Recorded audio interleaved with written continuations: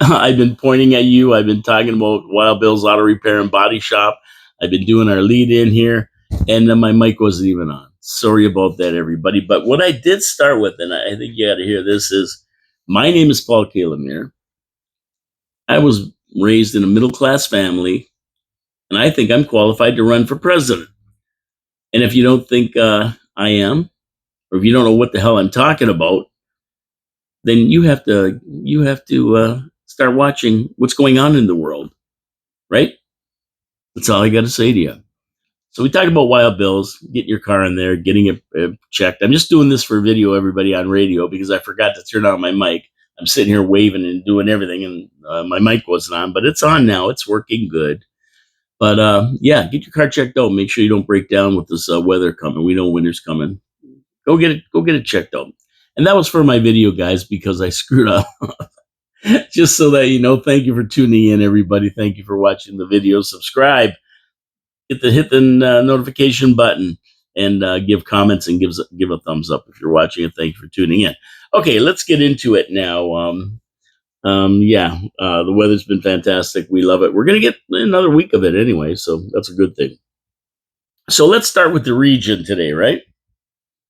Now, the region, the budget is coming out, and they just set the capital budget here. It says that they approved a $376 million capital budget for 2025, which looks to me, and you guys out there can correct me if I'm wrong. Chris Regis, you know the region way better than I do. But it looks like $100 million more than the 2024 capital budget. Now, to me, that's a hefty increase, but short of the $444 million they deem necessary to meet the city's asset management recommendations over the next 10 years to play catch-up. Now, this sounds like my idea for the city to commit $100 million over the next 5 years just to keep up with the roads and make sure they're all fixed, and $2 million a year to keep the city clean. That's what I would recommend if I was there, if I was running the show. I'd earmark $100 million for roads right away, and I'd earmark another $2 million for cleanup to make sure the city is spotless. Might not spend that much, but it would be there over the next 5 years. And I know where I would get it. You got to figure that one out. They're looking to take on no new debt, the region, to maintain the AA plus credit rating they currently enjoy. The region's debt to operation ratio is 62%, which is 2 points higher than the Standard & Poor's 60% to keep that rating. So that's way over the average of 42.1% of other comparable regions. York, Peel, Halton, Durham, Hamilton. It's a huge number and reeks of mismanagement, obviously. That's why they don't want to issue any more debt. They want to balance it and run within their means, and also allocate money to projects that need to be done, their assets in the city, under their asset management plan. So how are they going to pay for this approved capital expenditure of $376 million in 2025? Well, they're going to grab $148.6 million from reserves, $27.1 million from the operating budget. I'm robbing Peter to pay Paul, so to speak. $18.3 million from the federal infrastructure funding, and $93.4 million from development charges, and another $87.8 million from cost-sharing agreements or arrangements with other levels of government. So now when we're saying they're going to get this money from these places, understand that these places is you and me.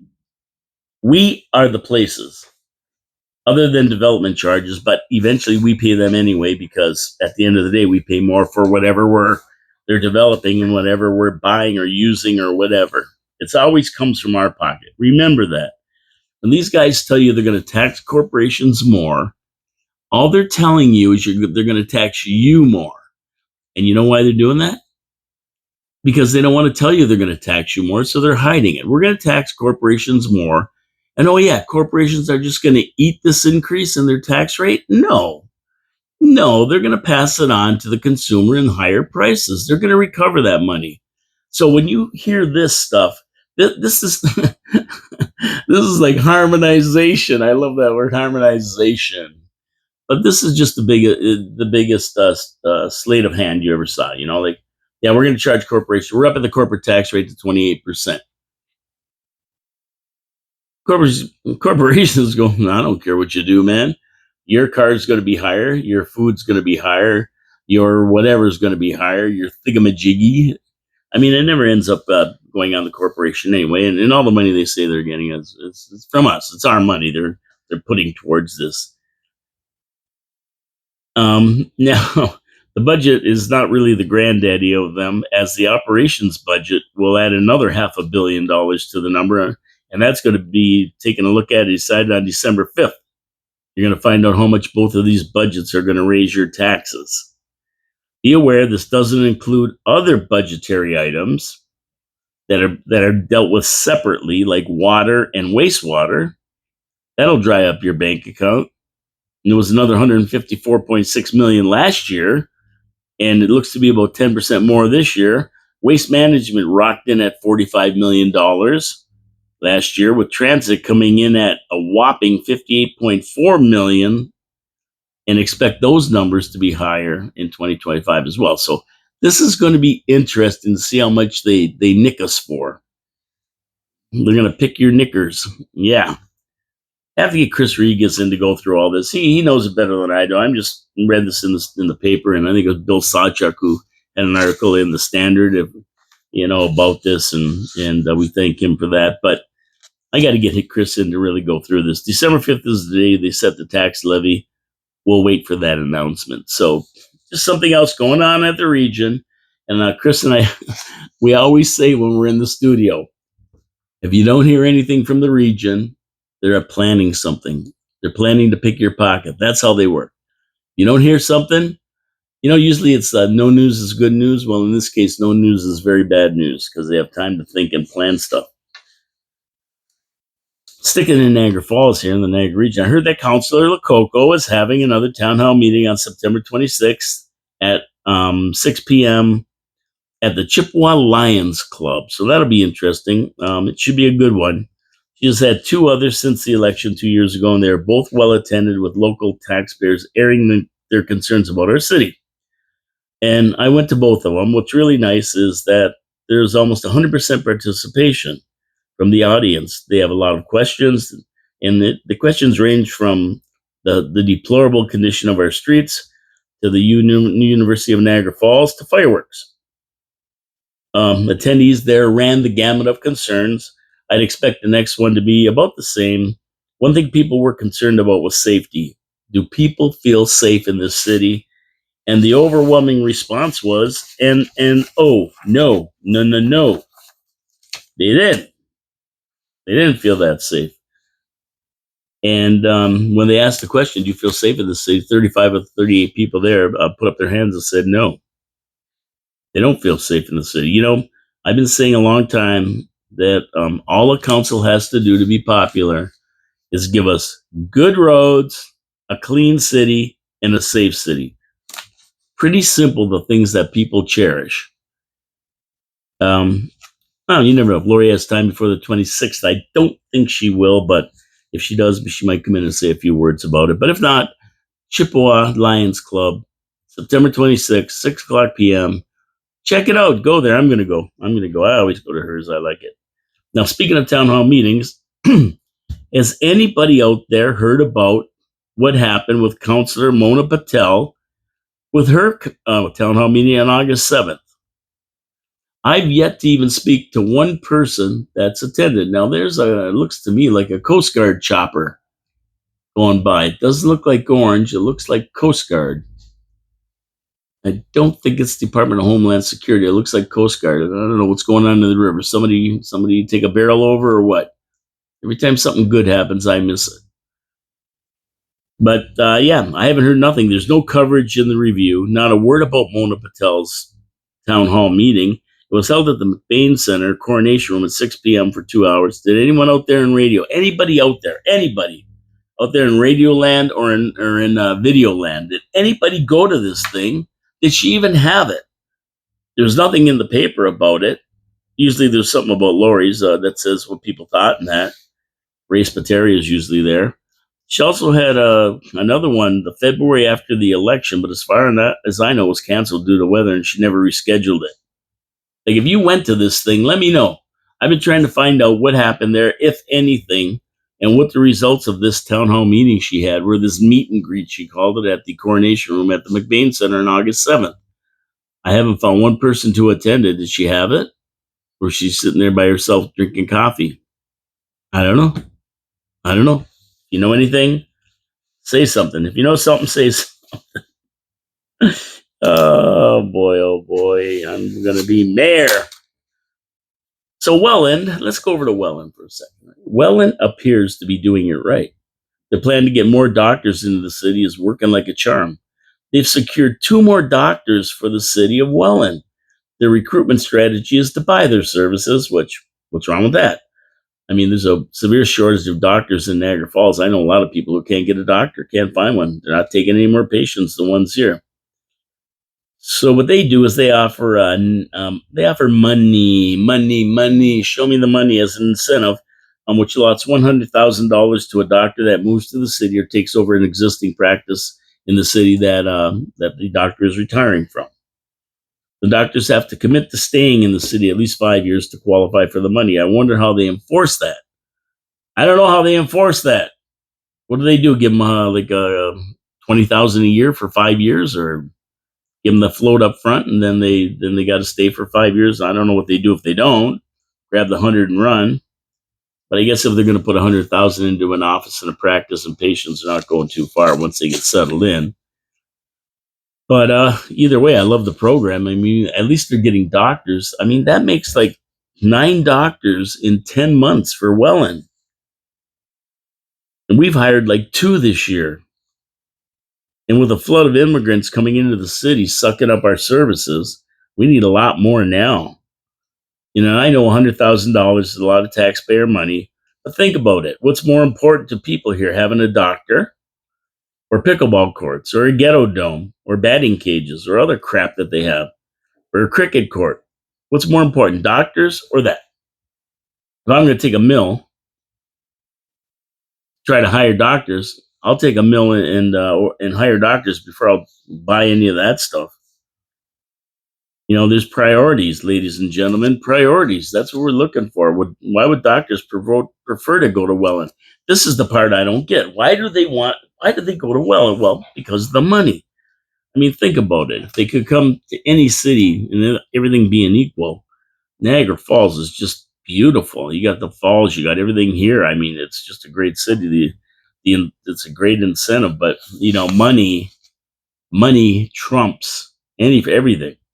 Show me the money, and that's it. Lesson learned. So now, Niagara Falls City Council, you got to learn to keep up here, and you got to put some fazools on the line here, maybe. And I think they do offer something, Niagara Falls, but not 100,000. I don't think. But either way, well, and congratulations, you're winning the doctor race, and 9 doctors in 10 months. That's a heck of a batting average over there in Welland. And I want to talk about my second sponsor right now, Hamilton Glowstone Lighting. So, if you've ever seen those beautiful houses that have all the lighting and they're all lit up at night, and you go, wow, look at that. Where did this guy get all this lighting from? Well, they probably had Hamilton Glowstone Lighting come in and install all this track lighting. They're the leaders in permanent outdoor lighting. And they come in your house, well, not inside, they put them outside, and they hang these beautiful track lightings, and they build them in zones, so every zone can be a different color. When you get Hamilton Glowstone Lighting in, they make sure that all these lights are up, and they're all joined, soldered, and sealed against dust and moisture. You don't have to worry about them, and they're so confident of their product, they offer a lifetime warranty. How can you beat that? Lifetime warranty on a product. How do you get these beautiful lights? Well, you call Colin Buckborough at 289-969-1797. He's going to come to your house, give you a free quote, and away you go. Now, these lights are also all LED lights. I mean, they take virtually no power. LED lights are the most efficient. You won't even see your meter turning from them. No, not like those old lights that you used to put up And think about this. You don't have to climb ladders. You don't have to fall off the ladder. You don't have to get injured. You don't have cords hanging all over the place. They're nice, neat, tidy, look great. Build them in zones. You can change zones on your phone. Everything's run by your phone. I mean, they're just fantastic. The technology out there today is wonderful. So you call Colin Buckborough at 289-969-1797. You come to your house, give you a quote, away you go. And if you want to Griswold your house, I mean, you really want to do it up for Christmas. Hey, what you do is you take the financing they offer. Yeah, they have financing for it if you want as well. So it's complete. It's complete. And my advice is up to you is to call them now, because as we move towards Christmas and the weather starts getting goofy, people start saying, "Hey, I don't want to climb ladders in the cold and put these up." They give Colin a call, and before you know it, he's really busy and he might not be able to get you in before Christmas. So if you're thinking about it, give them a call, get them down your house, get a free quote, and put them up if you like them. They're fantastic, and you're going to enjoy them once you get them up there. Okay, so let's move on. Over to Fort Drury. Yeah, I got to congratulate Airbus in Fort Drury for locking up a contract for 3 OPP helicopters on their 40th anniversary. Premier Doug Ford announced the purchase of J125 choppers during the event Friday at the Gilmore Road facility. The price, $134 million for all the choppers that they're going to buy, and Airbus is going to supply 3 of the total that they're going to buy. So that's nice. He's spreading the wealth around. Of course, the good part is the OPP is getting choppers, good choppers they can fight crime with. But the bad part is the taxpayers are picking up the tab, of course. With everything going on right now, though, with this huge uptick in crime, human trafficking, drugs, and everything else, this is really going to assist the OPP in dealing with criminal activities in Ontario, which basically they're out of control. So this will help them. Now, Airbus in Fort Erie employs over 4,500 employees across 10 facilities across the country, 300 of them in the Fort Erie plant itself. Airbus is the leader for civil parapublic helicopters with 8 types in service. They have over 760 choppers in service with 220 operators, and they're part of a much larger aerospace industry in Ontario, which employs over 45,000 people spread across over 200 aerospace companies, the second largest industry in Canada. So congratulations to Airbus in Fort Erie.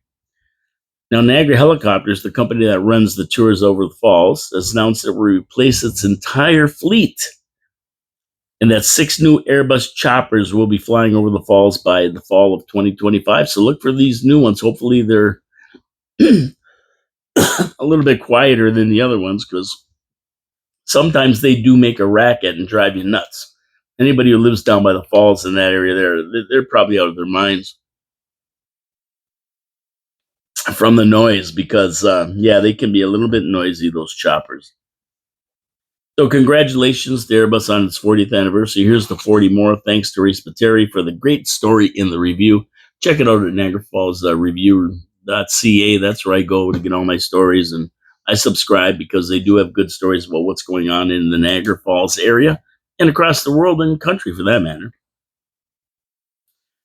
So speaking of flying, it appears the AC pilots have reached an agreement and the strike is off.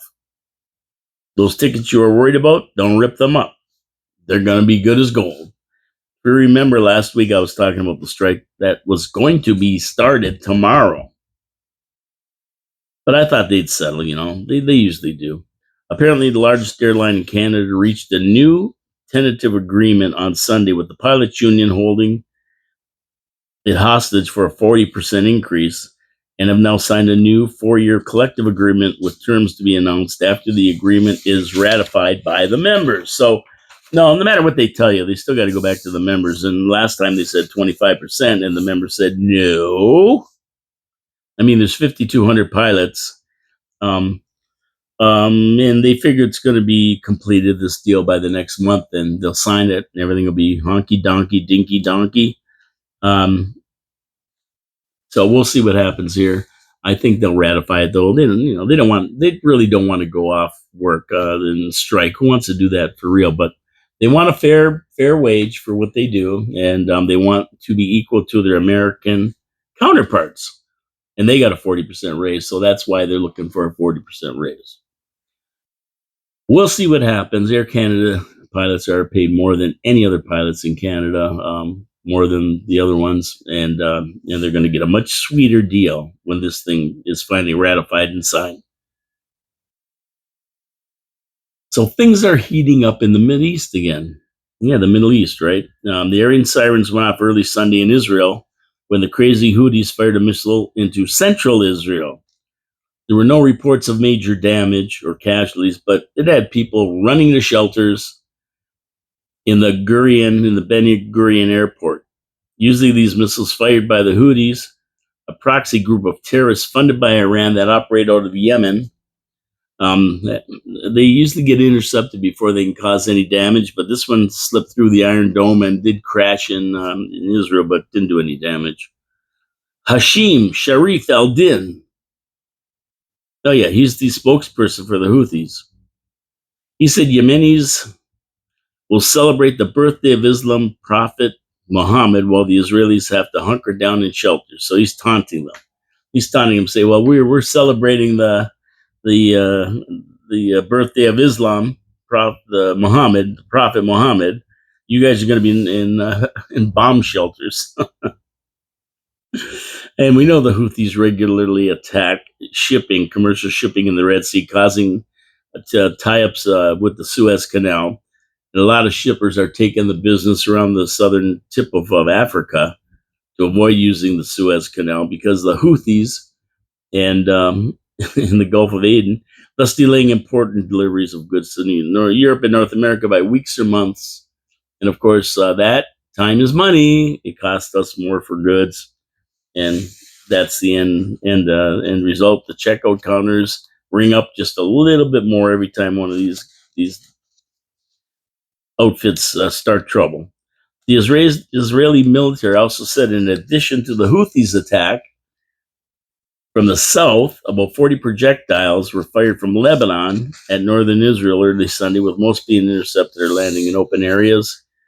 So Israel has threatened to launch a much wider military operation against Hezbollah, the terrorist faction operating out of southern Lebanon, to ensure the citizens in the north can return to their homes. So it's heating up over there. It's not getting any better. Nobody's stopping anything. There's no peace agreements on the horizon. It's just a wacky situation over there. It's not getting any better, and I don't think it will. It's going to go until Hamas is gone. But the Biden administration doesn't know what to do. Obviously, if they knew what to do, they'd do it. So all this baloney about with Kamala and that ending anything. I mean, they've had 3.5 years to work on it. Well, actually, just over 2 years. I think it's 2 years ago, October 7th. Or was it last year, October 7th? Was it just been 1 year? Oh, man, it seems like forever, doesn't it? Maybe it has been.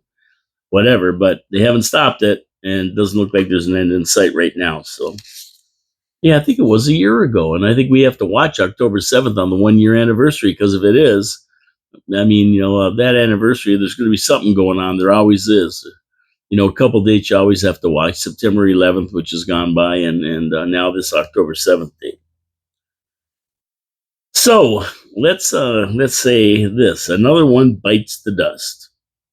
What are we talking about? Well, Volvo, the automaker at the forefront of the EV craze, has abandoned their pledge to go all electric by 2030, saying that the goal was very reachable, but they won't change. Nothing will change until the consumer says they're all in on EVs. There's nothing that talks like the bottom line. Where are people spending money? And if they're spending money on EVs, they keep making them. But all the big automakers now, Stellantis, Volkswagen, Ford, GM, they're all putting their EVs on hold. And they're going to gasoline-powered cars and maybe at the best hybrids because nobody wants them.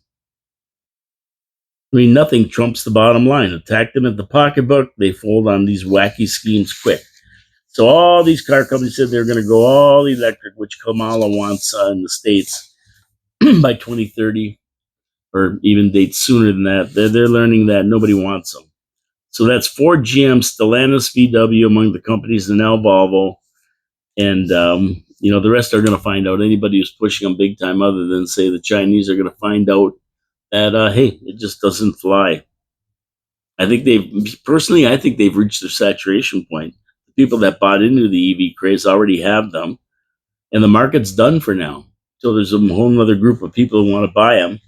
The big boys know it and are changing their plans. Common sense prevails. A few years late, but they finally see the light and they're getting it right. And they just can't continue to bleed money. These things are costing them billions every year because nobody's buying them. They're stacked up on lots and in big open fields. They're stacked up. Nobody wants them. So what are they going to do? If you can't sell them, you're not going to keep producing them. It's killing you. So, I mean, and when gas comes down, it'll really put the knife in these things. I don't think that's the answer anyway. I think there's maybe hydrogen cells or some other technology that'll take over. I don't think EVs are. There's just too much with infrastructure and what has to be done, and the things that also pollute the atmosphere are used to charge these things. So, you're really not getting any environmental benefit out of them. The cost is prohibitive. They're so expensive. And of course, the environmental disaster that's going to come when you start having to deal with these batteries. Yeah, I just don't see them prevailing. There's something else. I don't know what it is. Could be some new thing, but I don't think they're going to prevail. And these guys are finding it out, these big companies. Now, let's go down south for a second. There's a huge discussion around Taylor Not So Swift and her endorsing of crusty Kamala. But the truth appears to be that very few people, Republican, Democrats, or any other political persuasion, is selling their tickets and boycotting her. So there was this big thing about her supporting Kamala. People are going to boycott them. She's getting less people at her concerts and everything else. But no, that's not happening. That's just out there. That's just out there. Nobody's selling the tickets they have and not going to her concerts. The big news was she lost millions in ticket sales, but that's not right. But if you search the internet, there doesn't appear to be a lot of facts to back that. Most of her audience, the kids, don't care and they don't vote anyway, and they love her. The ones who do care were most likely voting Democrat anyway.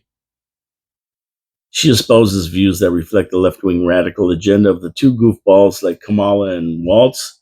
So there's that. So yeah, she's not going to suffer from any of this. But what did happen is that 405,000 visitors went to vote.gov and apparently registered to vote in the 24 hours after that announcement, which is remarkable. 405,000 people went there and registered to vote.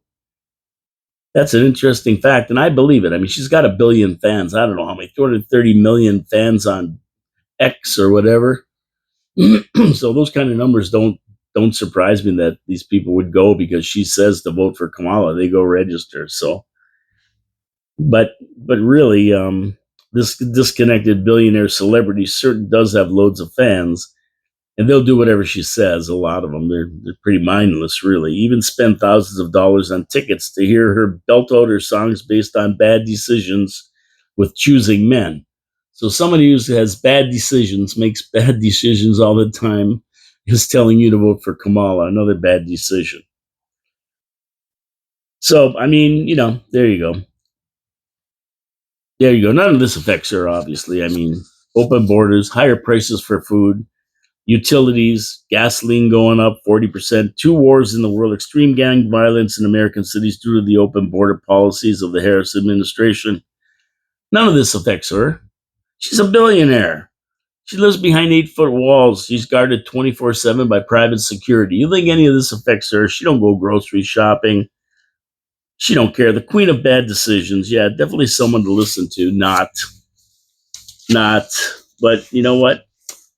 There's a certain amount that will. And you know what? There's a certain amount that love Taylor Swift too, and they wouldn't vote for Kamala no matter what she says. So there's that. So yeah, she will influence a bit though. These celebrities, they do have a bit of influence. I don't know how much she has. Maybe a bit more than these other kooks that are backing Kamala, like Robert De Niro, and that. But I'll tell you one thing: a lot of her fans also want Trump because they can get over disliking Trump. Like a lot of business people, they'll tell you they don't like Trump. They don't like his attitude. They don't like the ways they call him all kinds of names. But the one thing they do know is that the economy and everything was better when Trump was running the show.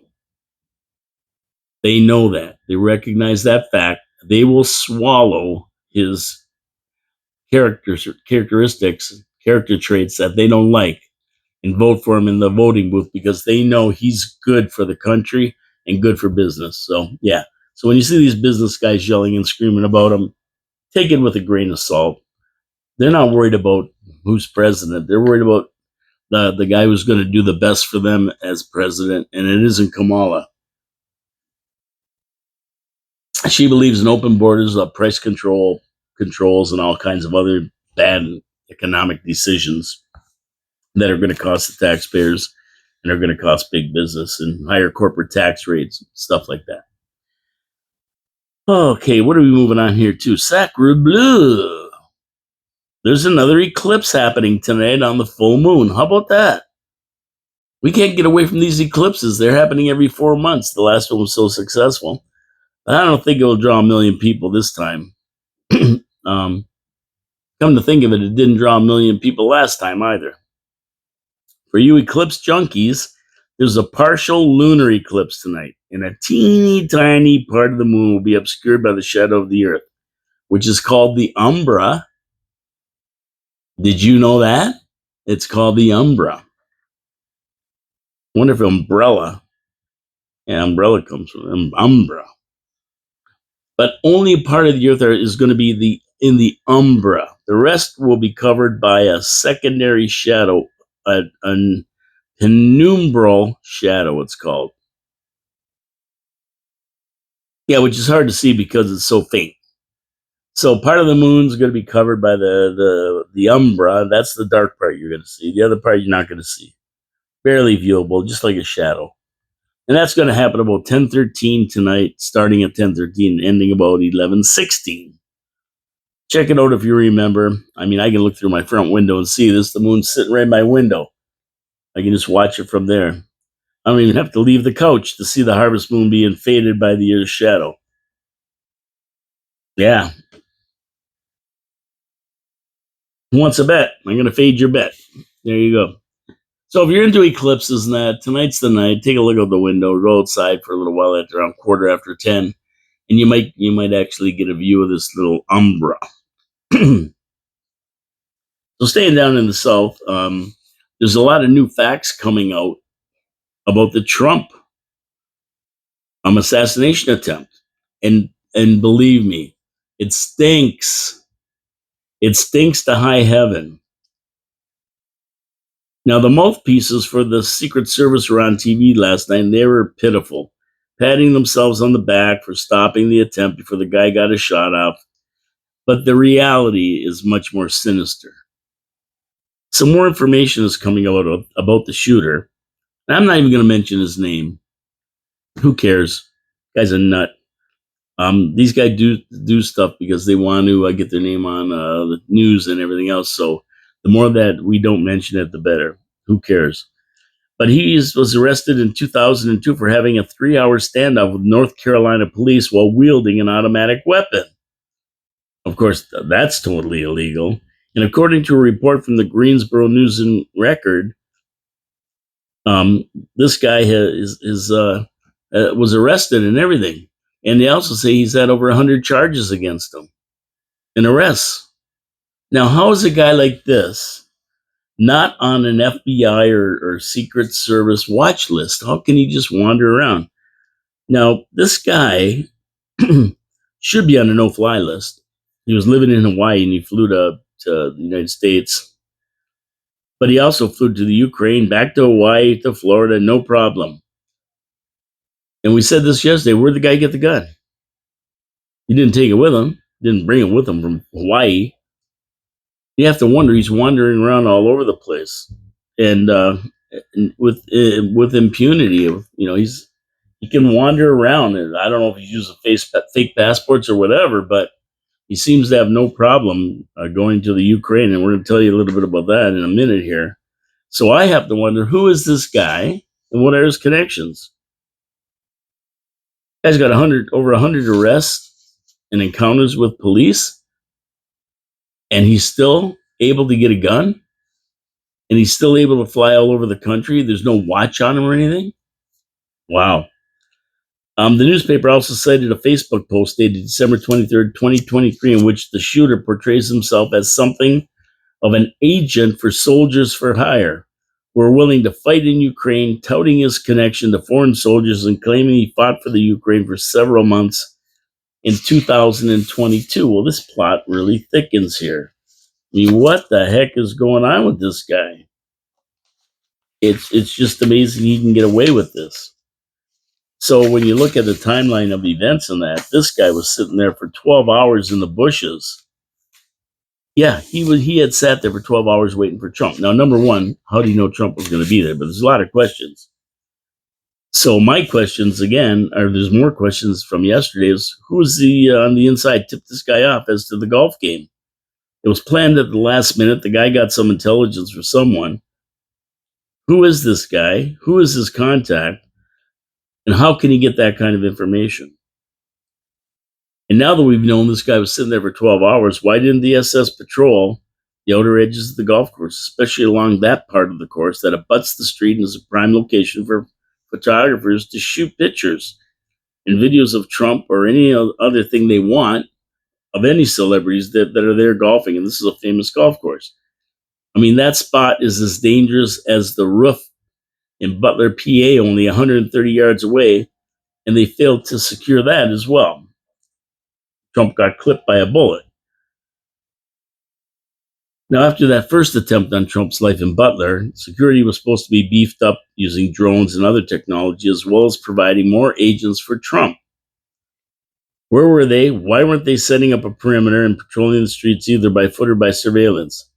How could a guy just walk in with a rifle 12 hours earlier and sit in that one position in the bushes with all kinds of with an automatic weapon, with ceramic plates he was going to use for protection when they fired back, with a GoPro camera and everything else? How could he do that? And where did he get this gun with the numbers filed off? This guy was a known entity by the FBI and other agencies. How could he just fly around the world without being watched? Who is this guy? What connections does he have? And who did he get this gun from? It's illegal, so he's got to have got it from somebody. Where did he get it? That's a good question. And if you think about it, the Secret Service got lucky on this one. Number one, the luck of an agent, and I don't even believe, I think this agent knew where he was. Somebody told him where he was or something. It didn't happen the way they're saying. Because you're walking down a perimeter, you're looking at bushes. There's all bushes and everything. You see the barrel of a gun. Well, you know what? The barrel of a gun is like this.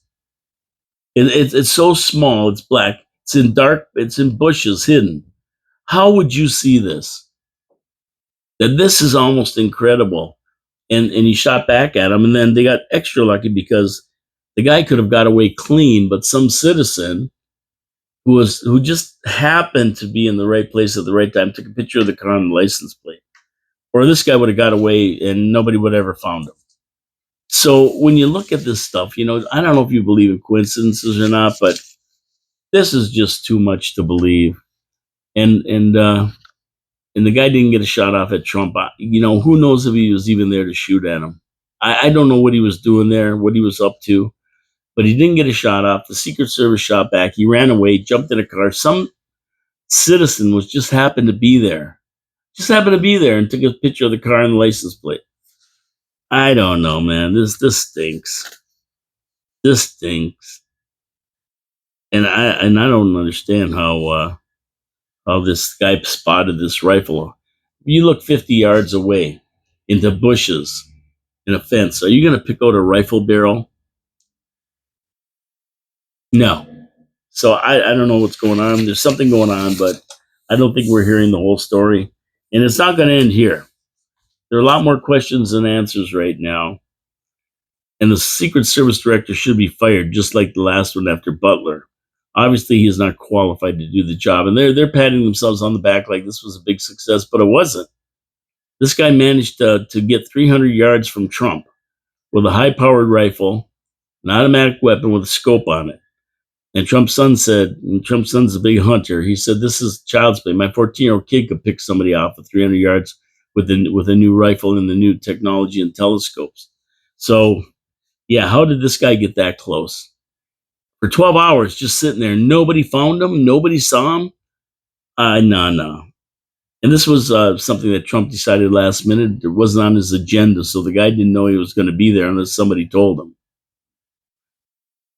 So, I mean, just don't be surprised if you see another try to take Trump out. These people are desperate to hold on to power and will stop at nothing. They have run the gamut of impeachments. They've run the gamut of indictments. They've run the gamut of prison sentences that failed. And now 2 assassination attempts with the Secret Service enabler not wanting to prevent these attempts. Trump should hire his own security to work with the Secret Service. It's obvious they cannot protect him. And that's a huge problem. And I'd be worried about JD Vance as well. So I don't think this is the last attempt. I said that on after the first one. And I mean, I don't take any credit for being the guy who originated that. I mean, Tucker Carlson was saying it 8 months ago. So just be careful. That's all I can say to Trump. Be careful. Get your security out there to help out or something, because these guys something's going on that's funny. I don't know what stuff is going to come out. Ron DeSantis is getting the Florida law to take care of this guy because there is no federal law that covers this. So Ron DeSantis says, but there is a law in Florida that they're going to exercise and put this guy in jail for life. So we'll see what happens with that too. He's sicking his guys on him as well, so he doesn't get away. I want to talk about my third sponsor, and that is Pete's Pizza on Victoria Avenue. So if you're looking for a great pizza, give Pete's Pizza on Victoria Avenue a try.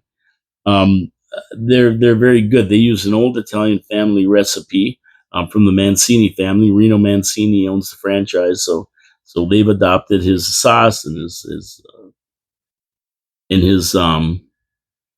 crust, his dough. And the gentleman that owns it, Mike, he actually worked in an Italian restaurant for 15 years, so he knows what he's doing.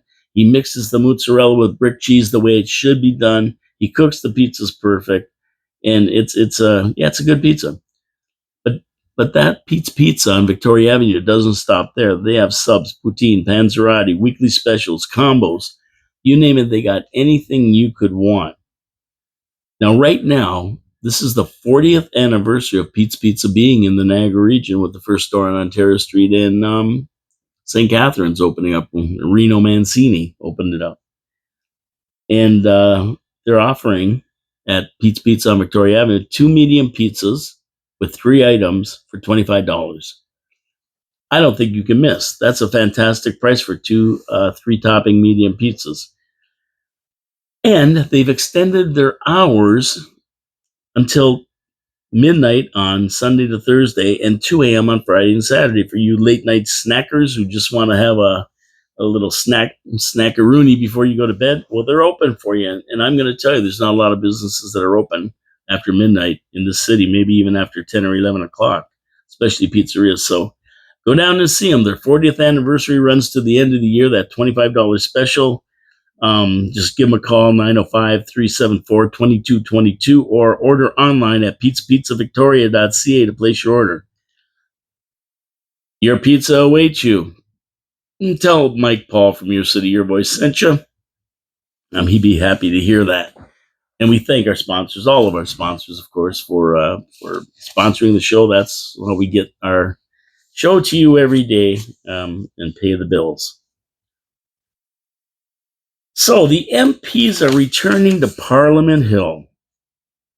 And some predict that an election is just around the corner. It sounds like Groundhog Day. He gets out, sees a shadow, and spring's just around the corner. Well, they're predicting these groundhogs came back, and change of government is just around the corner. Now, Jimmy Dollywall has torn up his agreement with Justin Castro, and now we have three leaders just waiting to take down the next liberal government or this liberal government when the chance comes up, and that could happen in the next few weeks.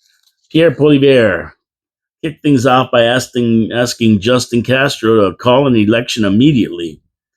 Now, Justine replied that his government remains focused on working and existing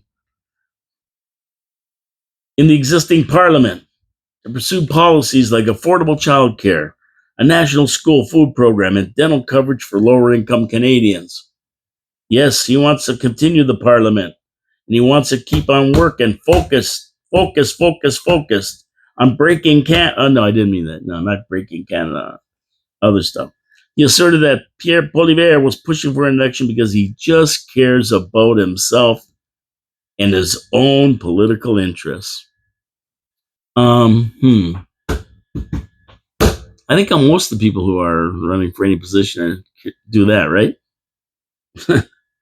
I don't see that as being any different than anybody else. But regardless of what the Liberals or Conservatives say, the fate of the Castro government lies with the other two parties, the Bloc and the NDP. They're the ones that can bring it down. They're the ones that can bring it down. You know the Conservatives are going to vote against them, but they don't have enough votes to bring the government down. They need the help of the other two. Now, both of the other two have said they're in favor of keeping the session going, but they also have said they are ready for a campaign and could bring the government down any day. Both parties have their demands, so they're all demanding something. So everybody wants something. They want an increase to the pensions in Quebec. Jimmy Dollywall wants whatever the heck he wants. And basically, they're threatening Castro, and they're saying, listen, if you don't give us what we want, we're voting against you and bringing the government down. So he's living on the edge. He's really living on the edge, Trudeau. I guess you just have to stay tuned for this one. It's going to be a slobber knocker until either an election is called or he reached the 4-year term in October of 2025. So, I think right now the Conservatives would really, really love to see an election because they're said to be majority government ahead in the polls at this point. So they're really pushing hard for it, but it depends on the Bloc and on Jimmy Dollywall and the NDP. And if you don't know who Jimmy Dollywall is, his real name, that's his real name. His other name he uses is Jagmeet Singh. So it's going to be up to these guys. Jagmeet, of course, doesn't want one because at the end of the day, he has to hit February, March for his pension, I think. That's what people are saying anyway. So it's a pretty crazy thing, but yeah, we'll see what happens there before they call an early election, and that could come very soon. Depends on these other two parties. Jagmeet Singh, he's tore up that agreement. So I don't know if he did it, if it was just a play. These guys are all actors, and they play out their roles for their own purposes. And everybody sits there and looks and says, "Oh, look at this! They're going to bring down." No, they're not going to do nothing. Tearing that thing up meant nothing. He still has to do it, and that's the thing that we might not see. But keep an eye out, see what's going on. Keep your news, your eyes on the news. Anyway, I'm getting out of here. We're closing in on 1:00. Now tomorrow is Habsolutely.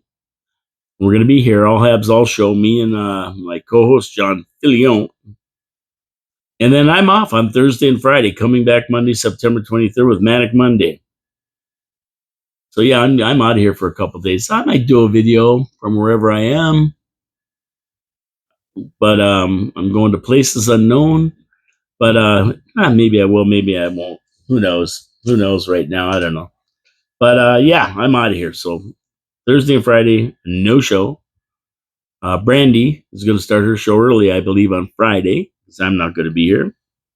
You listen to Brandy. We have a couple of other talk shows in the station. You know, there's Pat Porter and Brandy and The Viz on Saturday mornings. And yeah, so there's some good talk radio on here. And after tomorrow, which is absolutely, I am going to be taking a couple days off. So I won't be talking to Your City, Your Voice fans tomorrow because I don't think a lot of them listen to Absolutely. It's all Habs All Show. But if you do, we'll talk to you tomorrow. If not, we'll talk to you Monday, September 23rd with Manic Monday. And we thank you for supporting our sponsors. Always support our sponsors. Wild Bill's Auto Repair and Body Shop, Hamilton Glowstone Lighting, and Victoria Avenue Pete's Pizza, home of the 2 for $25 pizza deal on their 40th anniversary. Oh, other than that, Paul K. Lemire, Your City, Your Voice, coming to you live from the beautiful studios of 4680Q Radio in downtown Niagara Falls, Ontario, Canada, Chrysler Avenue, across from the Meteor Crater. Take care, everybody, and we'll see what next week brings. I'd love to get Chris Regas in to talk about this regional budget and that kind of thing. I'd like to get Lori Lococo in here and tell us all about her town hall and what her expectations are and what she's looking forward to. Yeah, we'd like to get Pete Dichter back in, of course. We're still planning the 3-hour show. One day we're going to do a 3-hour show, call-in show. You can call in and ask questions, see what we have to say, or tell us stuff. Tell us something, and we'll discuss it. That should be fun. So, yeah, lots of good stuff coming up. We still have more guests to get in here that want to come back, and they will be back. Gary Wilkins is going to be in. I'm sure he'll be in one day. And he's bringing somebody with him, so that'll be interesting. Anyway, have a great day. Have a great weekend. Listen to us tomorrow at Absolutely if you like the Habs. But either way, we're going to talk to you on Monday with Your City, Your Voice. Take care, everybody. Ciao, ciao.